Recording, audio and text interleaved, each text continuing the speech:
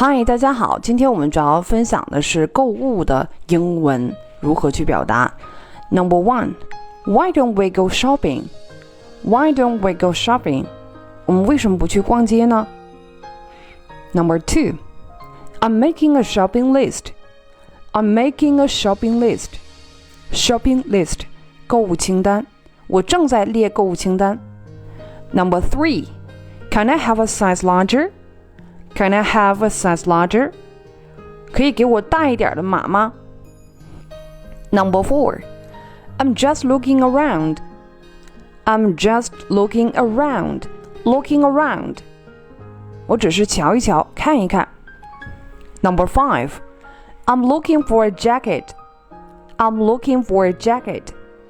我正在寻找一件夹克衫，也就是我想要一件夹克衫。Number six, how much is this one? How much? How much 问多少钱 How much is this one? 这个东西多少钱 Number seven, I wear size M. 我穿 M 码的。Number eight, I want to try this on. I want to try this on. Try on. 试一试，我想试一试这件。